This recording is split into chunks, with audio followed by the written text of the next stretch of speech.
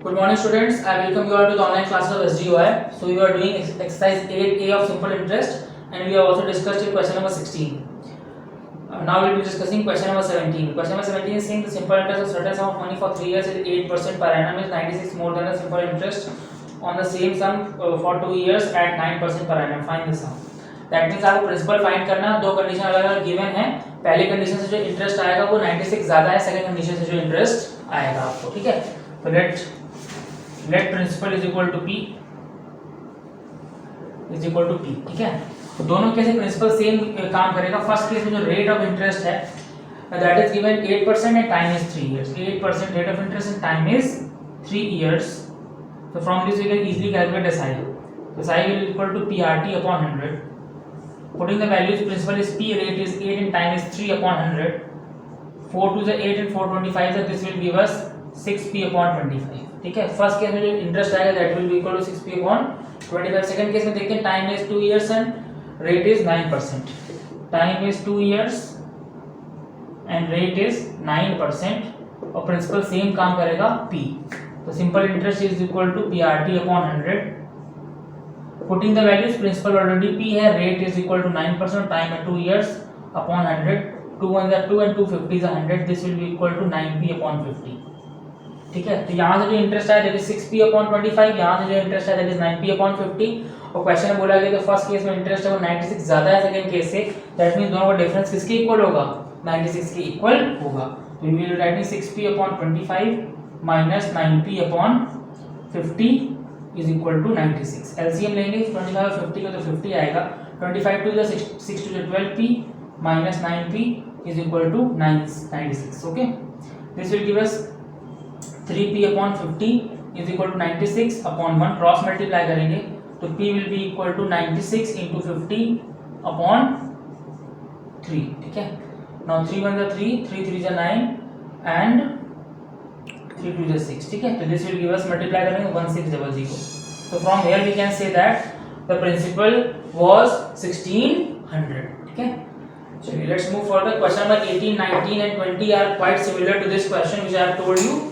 Now I will be discussing question number 21.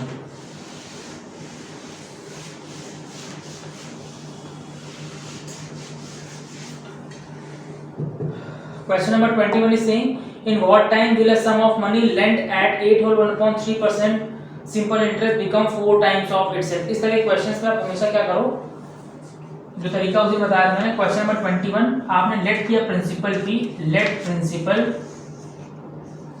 Is equal to P और question में बोला जा रहा है कि कुछ टाइम पे ये अपना खुद का 4 गुना हो जाएगा, 4 टाइम्स हो जाएगा. तो अमाउंट कितना हो जाएगा? 4P. समझ गए. अगर खुद का 4 टाइम हो रहा है, 4 टाइम्स हो रहा है तो अमाउंट कितना है? 4P है. Rate of interest is given 8 whole 1/3%. Rate is given 8 whole 1/3%. ठीक है. नाउ सिंपल इंटरेस्ट आप जानते हो कितना होता है? अमाउंट में से प्रिंसिपल को सब्ट्रैक्ट करते हैं तो सिंपल इंटरेस्ट आता है. तो amount is 4P, principal is P.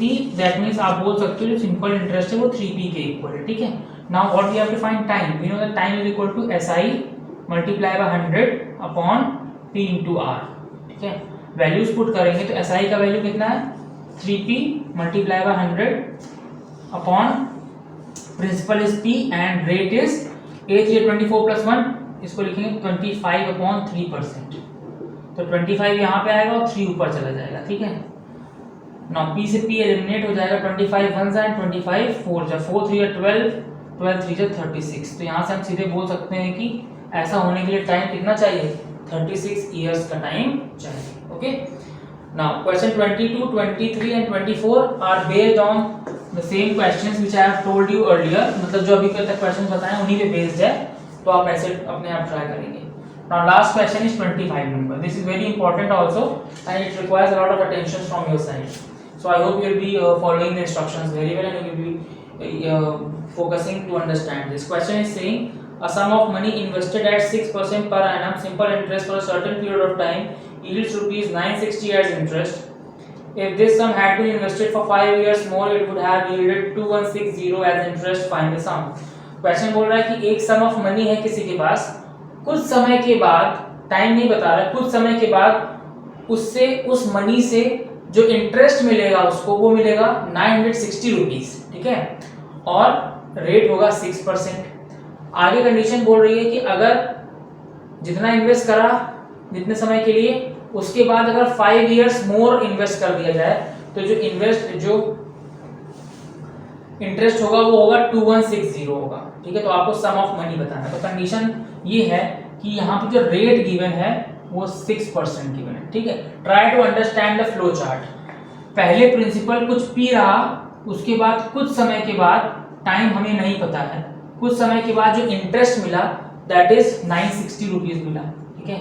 उसके बाद इस 960 रुपीज में भी रुका नहीं वो, उसने कहा अगर 5 साल टाइम और बढ़ा दिया जाए तो जो इंटरेस्ट मिलेगा that will be equal to 2160 rupees, 2160 rupees, ठीक है। तो पूछ रहा है कि आपको प्रिंसिपल फाइंड कर देना। हम लोग प्रिंसिपल को पी लेट कर ले रहे हैं, let principal is equal to P, ठीक है। तो कंडीशन ये है, पहले पी था, कुछ टाइम के बाद उसमें इंटरेस्ट मिला 960 रुपीज, उसके बाद अगर 5 साल और इंक्रीज कर दिया गया तो इंटरेस्ट मिला टोटल 2160। टोटल की बात हो रही, मतलब यहां से यहां तक को लेकर के कितना इंटरेस्ट मिला, 2160 मिला। इसका मतलब अगर हम लोग इस 5 साल का इंटरेस्ट निकालना चाहें तो वो कितना होगा, दिस माइनस दिस। तो आप क्लियरली लिख सकते हो SI for 5 years, SI for 5 years कितना हो जाएगा, this will be equal to 2160 minus 960, when we subtract this we will get 1200। so from here we can say that SI for 5 years कितना है, 1200 है, और हमें फॉर्मूला पहले से पता है SI का, SI is equal to PRT upon 100। Principal let किया है मैंने, P वही फाइंड करना है। Rate of interest 6% already given in the question, ये इंटरेस्ट 5 इयर्स का है तो 5 लिखेंगे नीचे, अपॉन 100 करेंगे, और सिंपल इंटरेस्ट ऑलरेडी गिवन है 1200, ठीक है। नाउ P फाइंड करना, क्रॉस मल्टीप्लाई कर देंगे तो what we will get 1200 multiply by 100 upon 6 into 5, this is equal to P। 5 1 is 5, 5 2 is 10, this will be 20, 6 1 is 6, 6 2 is 12, and 200, this will equal to 2 2 is 4, and 3 zeros 4000। So from here we can say that the principal or the amount which was invested was is equal to कितना, 4000 rupees, ठीक है। तो this is the easiest way जिससे कि आप ये question solve कर सकते हैं, ठीक है। बुक में काफी कॉम्प्लेक्स सिनेरियो दिया हुआ है, बट आई वांट कि आप इसी को फॉलो करें तो आपको इजीली समझ में आएगा और कर भी पाएंगे, ठीक है। This is the completion of exercise 8A। Now let's start with next topic that is compound interest which is your exercise 8B, ठीक है।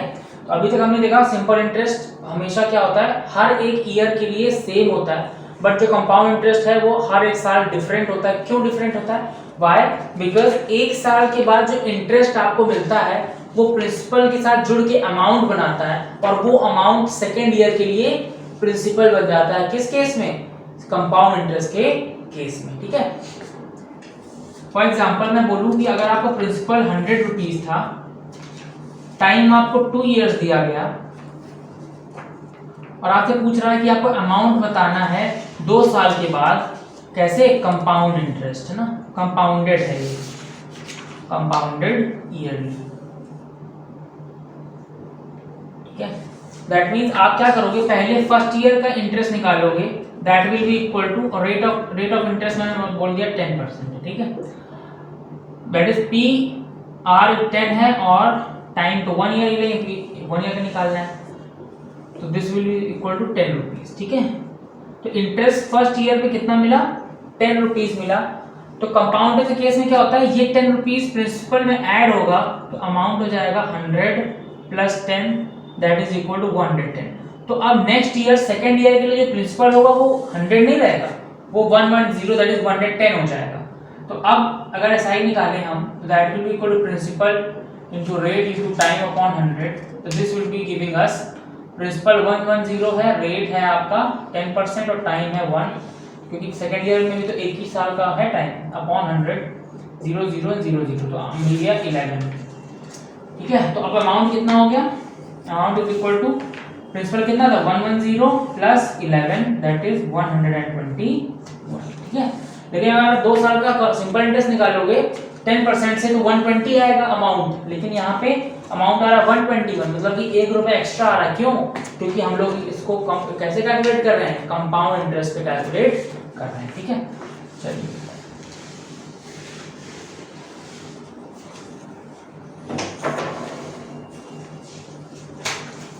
so let's start with the questions. Question number 1 is saying find the amount and compound interest on 5,000 for 2 years at 8% per annum compounded annually. तो question number 1 में principal कितना given है, that is equal to 5,000 rupees 5,000, time given है 2 years और rate of interest given है that is equal to 8% पर annum, ठीक है, 8% पर एनम। अमाउंट आपको फाइंड करना है आफ्टर 2 years। तो मैंने क्या बताया कि कंपाउंड किसी केस में आप क्या करोगे, 1 ईयर का इंटरेस्ट कैलकुलेट करोगे, ठीक है। 2 ईयर का है तो 2 बार इंटरेस्ट कैलकुलेट होगा, पहले 1 साल का फिर अगले साल का। तो SI is equal to formula होता है P into R into T upon 100। This will give us 5,000 into 8 into time 1 year रहेगा ना, हर एक साल का निकाल रहे हैं। फॉर फर्स्ट ईयर लिख देता हूँ यहाँ पे, फॉर फर्स्ट ईयर, ठीक है, अपॉन 100, 0,000, 8 5 40, 400 रुपए। तो यहाँ पे जो सिंपल इंटरेस्ट मिला आपको 1 साल के बाद, वो कितना मिला, 400 रुपए। तो अमाउंट कितना हो जाएगा, amount will be principal plus interest that is 5,000 plus 400 that is equal to rupees 5,400, ठीक है। Now this amount will be considered as principal for second year. This is very important point, for second year. For second year क्या होगा, principal अब कितना हो जाएगा, ये amount जो फर्स्ट ईयर का अमाउंट है वही नेक्स्ट ईयर का प्रिंसिपल होगा, that is 5,400। Rate of interest same रहेगा 8%, ठीक है। ऑफ टाइम नेक्स्ट ईयर के लिए तो 1 ईयर मानेंगे, ठीक है। यहाँ टोटल टाइम लिखा था मैंने 2 years, फर्स्ट ईयर का अलग निकालेंगे, सेकेंड ईयर का अलग कैलकुलेट करेंगे। SI is equal to P into R into T upon 100। Now principal is 5,400, rate of interest is 8%, time is 1 upon 100, 0,000। Solve करेंगे तो 8 4 32, 2 कैरी 3, 8 5 40 प्लस 3 43, 432 रुपीज क्या मिला, इंटरेस्ट मिला। अब अमाउंट कितना हो जाएगा, principal was 5,400 plus interest is 432, amount is equal to 5,832 rupees, ठीक है। So from here we can say that the amount after 2 years compounded annually at 8% per annum will be 5,832 rupees, ठीक है। तो सिमिलरली आप question number 2 को भी ऐसे try कर सकते हैं। I will be telling from question number 3 to question number 8 in tomorrow's class, and I just want you to practice this well। तो compound interest क्या फर्स्ट टाइम आप पढ़ रहे हो ना, चलिए, that's all for today and see you in the next class, thank you।